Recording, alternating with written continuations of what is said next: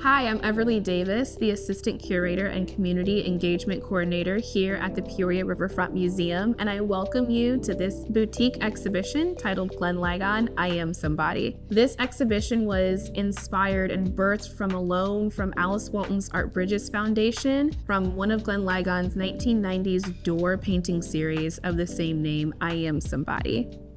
This piece inspired the entire exhibition. It's on loan to us from the Art Bridges Foundation. This is Glenn Ligon's I Am Somebody from the door series because this work of art is actually painted on a door, a hollow door. Glenn Ligon has a very unique way of using text to express legibility and visibility, not only of the individual characters used to make statements, but what does that feel like as a person? And he's commenting on the Black experience in the United States. So at the top of this door, you can see very clearly and coherently, I am somebody. And Ligon is using an oil stick, which is like a compressed oil paint crayon, and a stencil to individually stencil these letters on here. And you'll see them continue to get muddied as you go down this door until the bottom where you can't discern the characters one from another because he's not cleaning the stencil as he goes. It invites contemplation of you start off with a clear thought and then by the bottom, what are you really left with?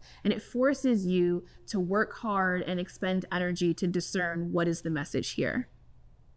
So I Am Somebody is taken from, really borrowed from several other iterations of I Am Somebody throughout history. It's an evergreen concept.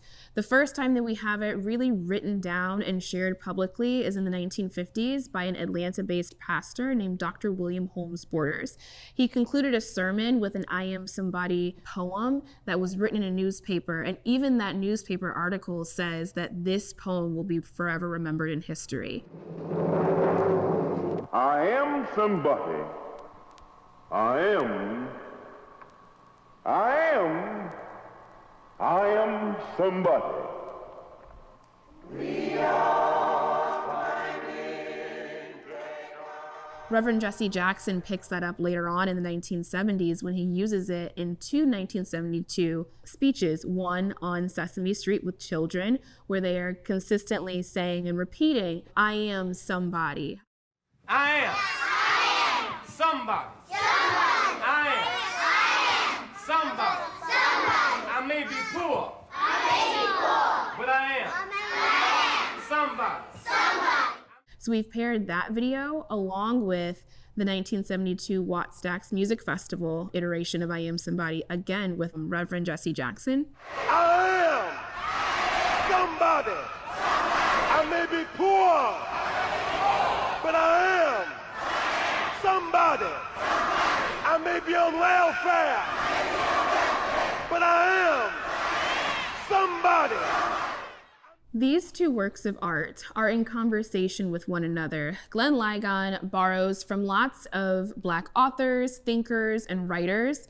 This one is titled How It Feels to Be Colored Me, which is the same title that writer Zora Neale Hurston used for her essay when talking about the first time that she felt othered when she left her Black community and went to college in Florida.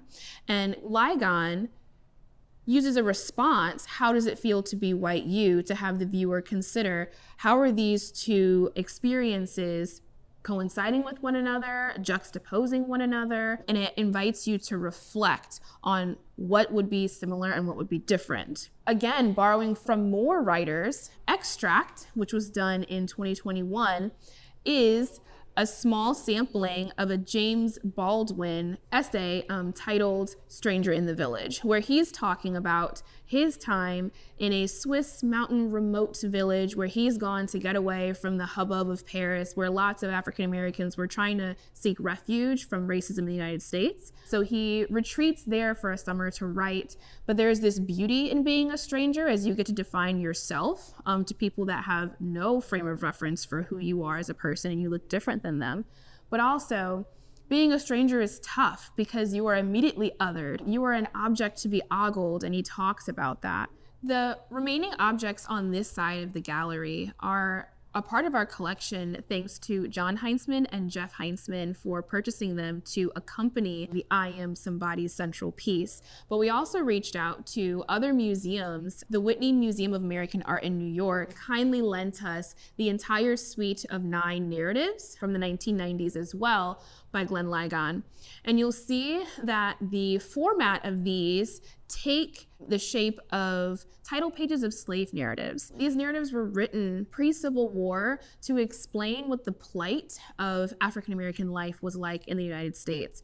Oftentimes, because there were barriers to literacy and education, the enslaved were not able to write their narratives on their own. So there were abolitionists and Quakers that would try and assist in composing these narratives for them. But there are a few that we know of that were autobiographical, like Frederick Douglass's, for example. But Glenn Ligon centers himself as the subject in all 9 of these, and each of them is giving you a snippet into another facet of what his identity is. Some of them are talking about him being a Black man growing up in a predominantly white area or space at school. Some of them are talking about his sexuality, what it's like to be a Black gay man at this time in the 60s, 70s, and early 80s. So explore these and look at the titles that are, again, borrowing from other Black thinkers and writers. There are so many different ways that you can look at these, and then consider, if you were writing a story about your life and you think back and reflect, what are the important and impactful moments that you would want to capture in your narrative? Thanks so much for touring this space with me, and I welcome you to visit us at the Peoria Riverfront Museum to spend time in this space and to see the art up close.